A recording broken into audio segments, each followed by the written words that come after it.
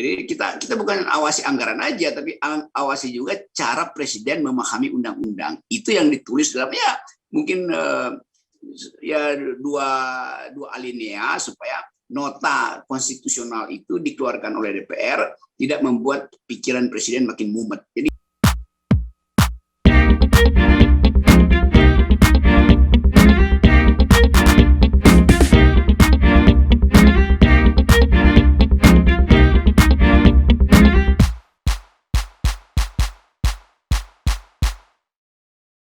Oke, apalagi yang mesti diucapkan ya kan.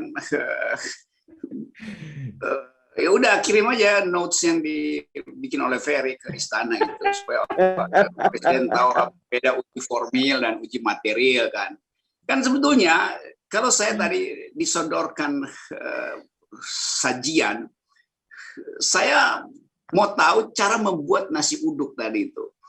Jadi saya nggak perlu nyicipi nasi uduknya. Kalau cara membuatnya adalah cara nasi padang, maka hasilnya bukan nasi padang pasti kan, bukan nasi uduk tapi nasi padang. Kan formilnya cara membuatnya udah salah, maka ujungnya nggak perlu saya lihat, kan udah pasti salah kan. Cukup dengan saya periksa bumbu-bumbunya, saya tahu ini pasti hasilnya adalah nasi uduk bukan nasi padang.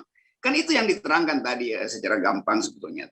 Tapi sekali lagi ini soal kemampuan akademis seorang pemimpin untuk memahami substansi dari keputusan, dan itu tidak ada pada beliau karena konsep-konsep itu betul-betul memerlukan kemampuan untuk mengabstraksikan persoalan kan. Jadi itu gagalnya tuh. Nah, karena dia gagal timbul kegaduhan, timbul pertandingan interpretasi gitu.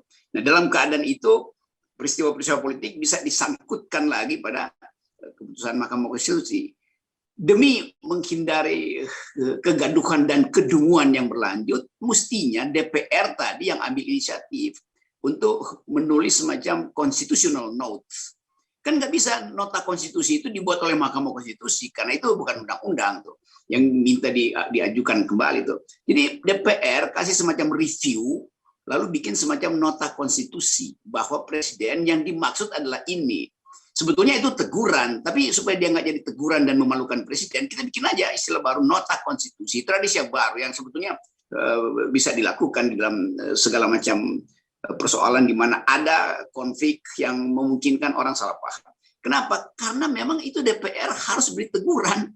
Itu kan fungsi dari pengawasan juga oleh DPR. Jadi pengawasan tentang cara berpikir presiden. Nah, kira-kira begitu tuh. Jadi kita bukan awasi anggaran aja, tapi awasi juga cara presiden memahami undang-undang. Itu yang ditulis dalam mungkin dua alinea supaya nota konstitusional itu dikeluarkan oleh DPR tidak membuat pikiran presiden makin mumet. Jadi bikin sederhana, inilah nota konstitusional dari DPR. Dalam kurung teguran sebetulnya. Kira-kira begitu jalan keluarnya tuh. Nah, saya ingin fraksi PKS mempelopori itu supaya ada tradisi menegur presiden dengan cara beradab gitu. Nggak perlu ditegur dengan satire. Kalau satire itu kerjaannya Ferry dan saya tuh udah biarin, tapi formal institusi DPR memberi teguran terhadap presiden, dan teguran itu akan dicatat sebagai tradisi baru di dalam cara kita bernegara. Nah, tradisi ini akan kita masukkan dalam kurikulum perubahan kurikulum ilmu perundang-undangan tadi, supaya ilmu perundang-undangan tidak berubah menjadi ilmu peruang-uangan. Nah, kira-kira begitu ya, saudara yang